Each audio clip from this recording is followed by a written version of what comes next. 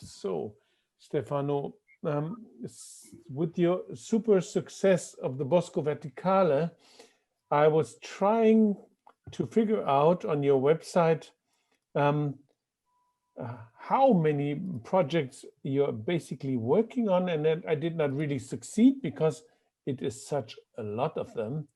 Um, and you call it the vertical foresting, and there's something like a world map, which is amazing with maybe 20 projects. So what is really going on with the vertical forests all over the world? Please tell us.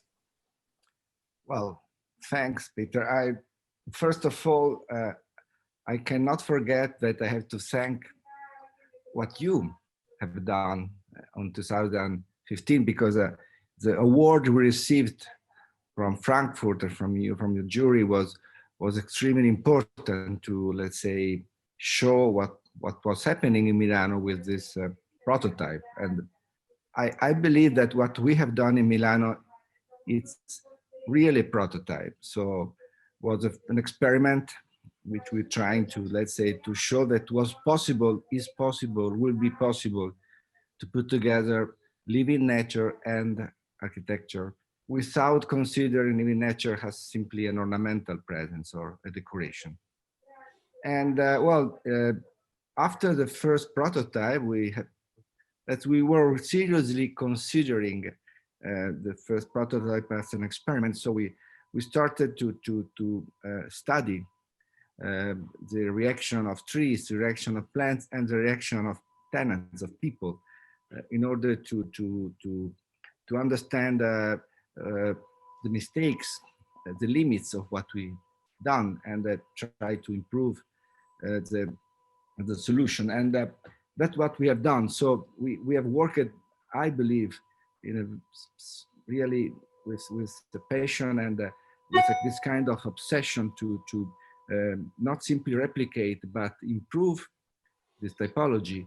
And when we started to be asked to repeat this typology in other parts of the world, that's what we have done. So we are now involved in many projects. Many of them are in construction.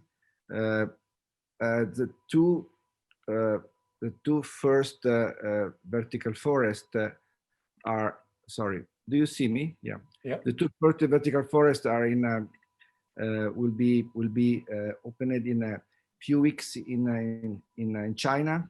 There are two social housing buildings in Hangguang, the Hubei region, not so far from Wuhan, not so far from Wuhan. And I believe in few, let's say, end of February, they will be ready, open it. Another one, which for us, it's very important, is Eindhoven, through the vertical forest. This is another building in social housing, and it's super interesting for us because it was really, let's say, the result of a real work to try to reduce, to cut the cost of construction using prefabrication. And it will be, it's more or less already built, the structure, and we started to move plants from the nursery to the construction site a few weeks ago. I believe that for summer it will be finished. Then we have another building construction in Tirana, Albania. The construction started in July, last July, so it's ongoing at the moment. We have another one, which is not exactly a vertical forest, but it is a vertical forest, but it's not a high-rise building. It's a seventh floor in Antwerp. And it's also, in my opinion, quite interesting as a building. And then we have many other projects that are starting now. So we have a project in Egypt. We have a project in Germany. We have a project in French in Paris. We have a project in Milano. We have two versions of vertical forest that will start hopefully soon. But basically, what I have to tell you is that all this was the consequences of the fact that we have use the prototype Milano as a real experiment, not have, let's say, something to replicate as it was. And did the idea that social housing is now a client which would have a great impact on your budget, so how would that impact the idea of the vertical forest by working with a smaller budget? Well, basically, the first issue is about the, let's say, the cost of construction. So we are now introducing prefabrication, and this has helped us a lot to reduce the cost of construction. We are now also experimenting the use of timber and wood in the structures. That's, for me, is the other crucial, necessary step we have all to do if we believe in the possibility that this high-rise green building could become in the future, let's say, a typology of construction affordable for everybody. So the use of timber and wood, it's super important for many reasons, but basically it's important because it's, let's say, cut or reduce the production of CO2 during the construction process. And that's the other, so for instance, we are working on that into a free version of the vertical forest that we are now start to construct. And then the other issue was about maintenance. So we cannot forget that the first example of vertical forest, well, we have to be very honest. At the beginning, in 2014, the cost, let's say, value of the building was not so high. Just that compared to other to the real estate market in Milano, the lower floor of the vertical floor valuated something about 6,500 euro for square meter, and the higher floor were about 10, 12,000, 12 or 10 per square meter. Now the cost of the value is doubled. So it's a lower floor 10, 12 and the higher floor 20, 25. But in any case was an expensive construction for many reasons. But the first is that the developer, so Mr. Heinz and Mr. Catella, had to invest a lot in research, have to invest a lot in a series of tests we had to do to experiment something that was never experimented. Just to give you an example, Peter, you know that well, but we went to Miami, to Florida, to test the pots and the technology with ARP to put the roots and the pot in condition to resist to extremely windy situation. In the condition, we had to go to this huge wind gallery in Miami where they test the building in the typhoon. So that was one of the most expensive steps in our work. So, and the value of the building was also mirroring important investment. Now all this is over. Now we know what to do. We know how to work. We know how to guarantee the stability of trunks of trees in different conditions. So it's different. And what makes our work honestly extremely passionate and interesting and intriguing is that every time we start again, because it depends from the climate condition, it depends from the selection of trees and plants that you do.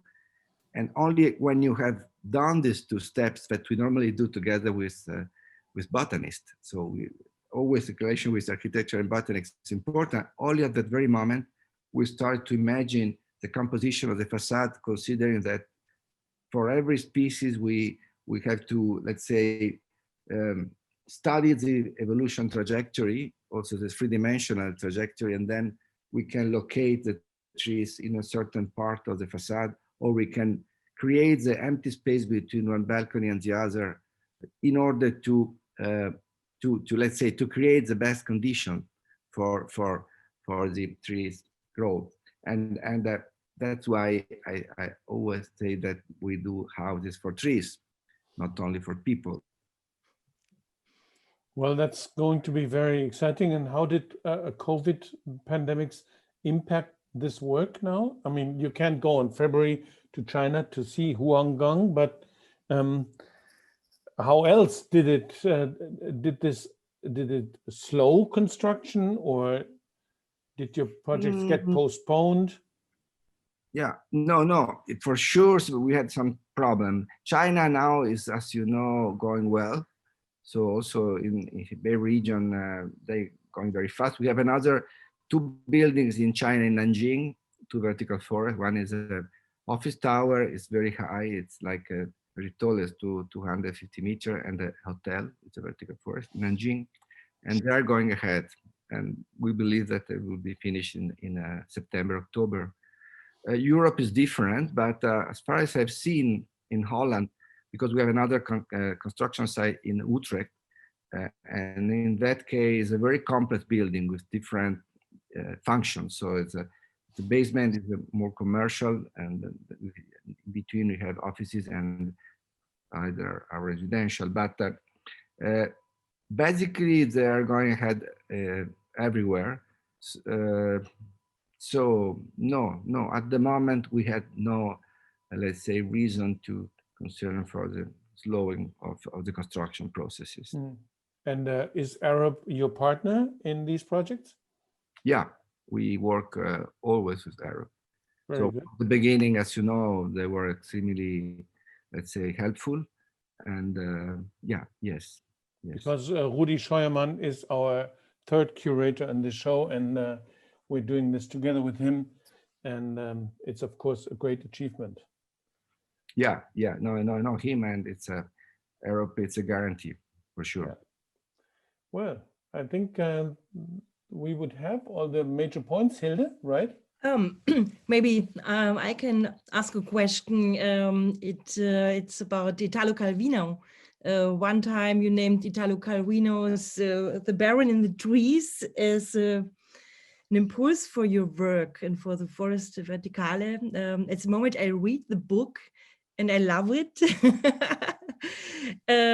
But I want to ask you, what kind of impulse came from Calvino to you?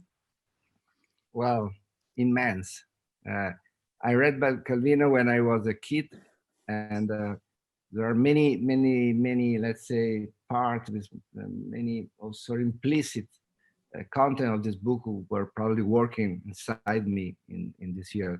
Well, you have to know that my father, born in Liguria, more or less the same place where Calvino was born and where he was locating, let's say, the Barone Rampante story, and then so I was used to go back to that part of Liguria when I was a kid, and well, this idea of let's say, observe the world through the, let's say, filter of leaves, you know, to let's say, to accept a different perspective on life, on the life, using branches and plants and trees as a kind of new condition of life was probably let's say, working in a unconsciously on implicit in a very strong way.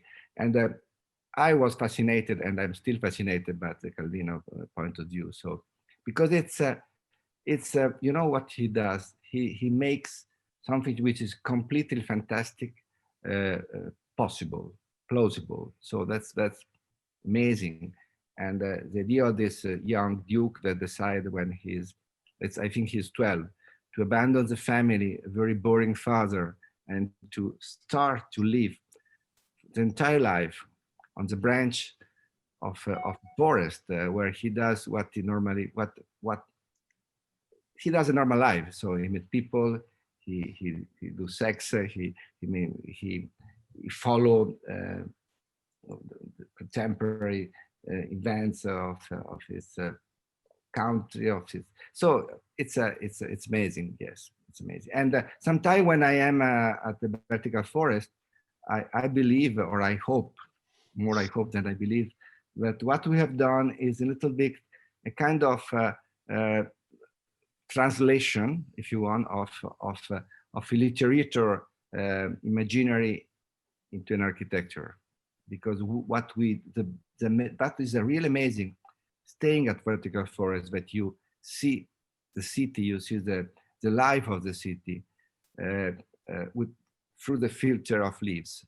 So it's such an amazing change in the perspective.